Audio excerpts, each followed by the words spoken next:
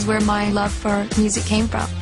I knew from the beginning when I met her that I was in the presence of greatness. She was one of the most technically perfect singers I've ever worked with. If you could dream it, she could sing it.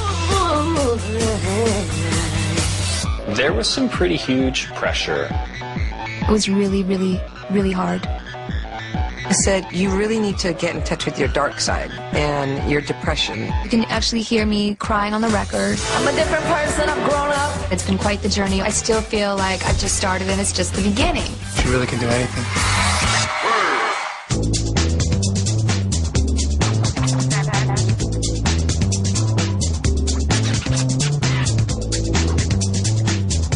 I didn't grow up with any lavish things or luxury lifestyle. It's not where I come from. I love that I can look back at my life and know both sides of the spectrum. I've kind of lived just complete opposite lives. I could not do it without the love and support of all of you. Christina Aguilera was born on December 18, 1980, in Staten Island, New York, to Fausto and Shelley Aguilera.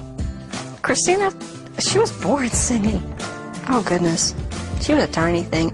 Shelley worked as a Spanish translator. Fausto was an Ecuadorian-born sergeant in the U.S. Army.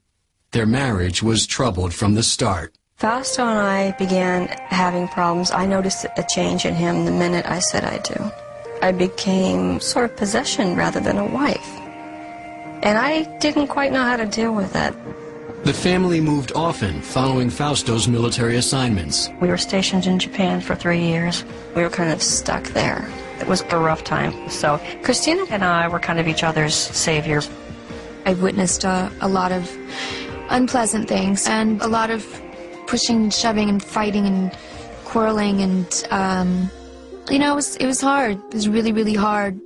Shelley remembers one incident involving Christina during their first few months overseas. I was downstairs, and all of a sudden I hear this huge thud. I'm going to get emotional. I'm sorry. And I go upstairs. And there's my 4-year-old girl, and she has blood going down her chin.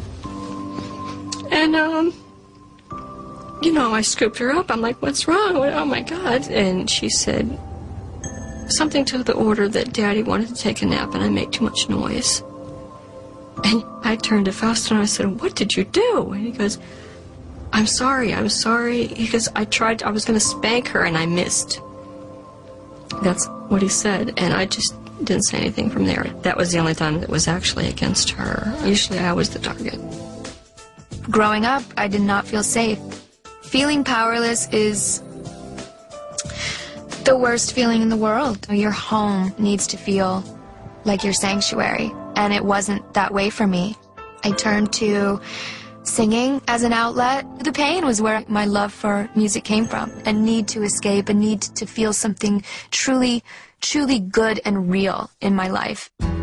She would just sing constantly, day and night. Whenever there was a lot of stress in the home, that was her way of dealing with it in her own little world. The sound of music pretty much saved my life. Whenever there's fighting and chaos around me, I escaped up to my room. I would put that soundtrack on in my room. She would throw the window open every day in her bedroom and sing.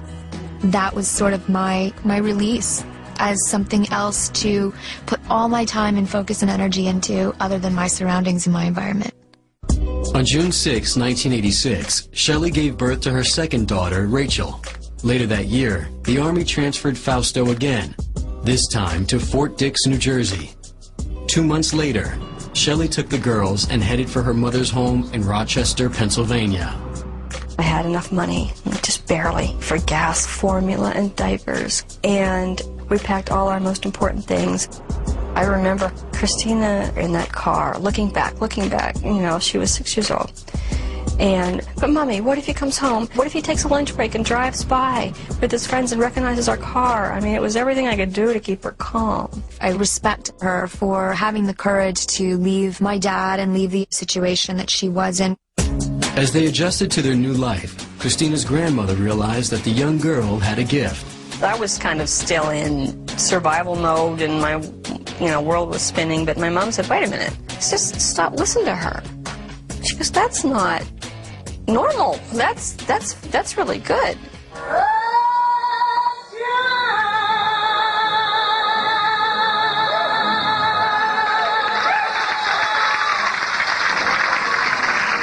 think it was first grade. And she said, Mommy, there's a talent show, I want to sing. And I said, sure, honey, that's fine. And so she went in the talent show, and oh my gosh. She started to sing, and it was just, you could have heard a pin drop. It was unbelievable. That's when everybody realized in the town that this was somebody special. I had, gee whiz, every mother under the sun coming up to me, you have to enroll her in Star Search. Send an audition tape into Star Search. Me, my mom, my grandma, we would watch it every Saturday when it was on, and it would be a ritual. I heard back from Star Search within a week.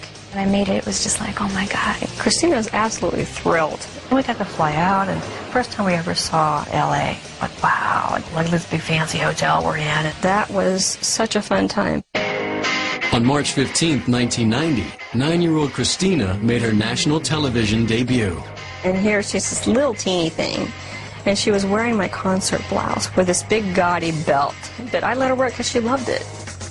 I went out there and I just did what I always, did before and got into it. And again, it was just something that always just came naturally. But I was so sad. I was so upset when I lost. It was my first big upsetting moment of my life. The backlash at school was even worse. I had mothers turning their backs on me. I'm like, the same mothers who were like, you gotta send something in. Oh my God. I'm like, I was very confused. What the heck happened? What happened? Did I do something? Some of the mothers assumed that their children knew that they weren't as good as Christina was and didn't have the voice that she did, and they really began to feel that she was showing some of their children up. So she was asked not to be in the talent show anymore. She really was upset then. If you have a genuine talent, it does really weird things to other people. It just takes a few cruel people to make it very uncomfortable very quickly. Instead of embracing her and her talent, things just went the opposite way, which kind of broke her heart. Got to the point where I kind of didn't even want to talk about what I was doing.